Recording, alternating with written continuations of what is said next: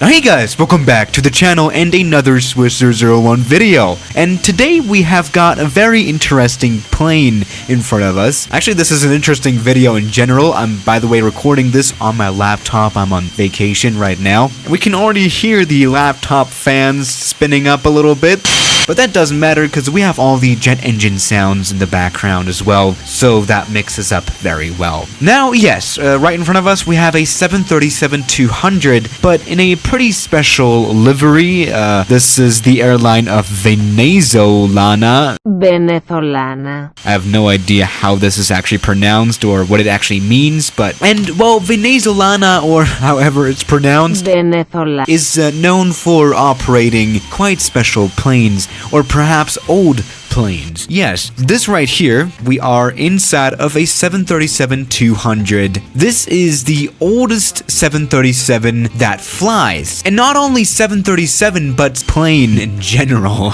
Yeah, it's a little almost sad. This plane right here that we have is 42 years old. Pretty much one of the oldest still flying planes that there are. But let's just go ahead and try doing a takeoff on this laptop. I do have my joystick with me, so this shouldn't be that much of an issue. Alright, this works out without any issues. Let's do a full power takeoff, flaps 15. This is still a 737, which is a plane that I can fly without any issues. I really like to fly the 737 actually, so the takeoff won't be that much of an issue, right? There we go, we can rotate. That was quite nice. Now, the 737-200, it doesn't need a long runway. In fact, this is like pretty much one of the shortest versions of the 737 that was ever made. You know, especially comparing this plane to planes like the 737 MAX 10 or something, which is a lot bigger. But there we go, this takeoff worked out without any issues. As you can see, the 737-200 is still, for today's standards, a perfectly flyable plane. Or at least that's what Venezolana Airlines says. Alright, now while we are just flying casually in this 737-200, actually we are not crashing, at least we haven't so far. Let's dig a little bit on the history of this plane, because, you know, a 42-year-old airplane, that is gonna be a long story.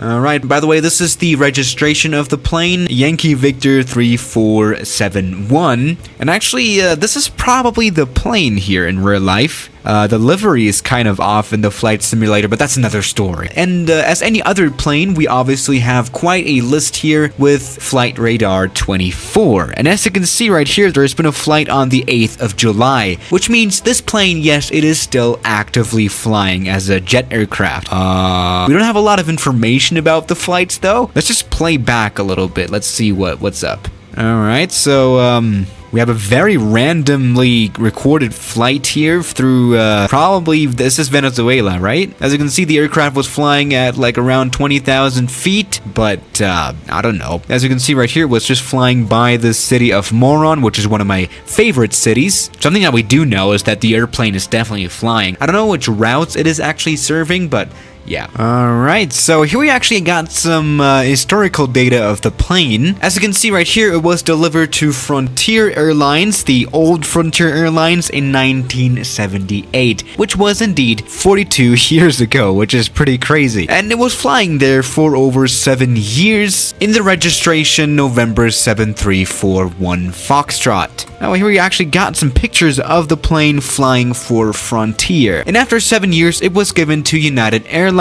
With this registration here, I'm too lazy to read that now. Here we go. This was the plane. It was stored for a while, and in 2011, it was given to the infamous Venezolana airline, which still is flying this plane. After this very extensive research on the internet, let's return back to the plane, which is flying just fine still. We're actually at 24,000 feet now. That is very interesting. Down here is the island that we departed from. This is San Andres Island. Actually, this is not so far from this airplane's home in Venezuela. As you can see right here, Venezuela is over here, and actually this was where it was last tracked on July 8. So this is nice. Let's actually do some more flying action. I kind of feel like it. Alright, so now we are far away from this aircraft's home. Actually, I don't think it has ever been in Europe, which is where we are right now. This is kind of interesting. Oh, right now we're lacking a lot of FPS. Yeah, this is also kind of a test video. How well does X-Plane run on a MacBook Pro? It kind of does run doing pretty well, doesn't it? Not too bad. But let's actually focus on the landing as well. The 737, it lands quite nicely, I would say, even though the aircraft tends to land a little bit harder than others.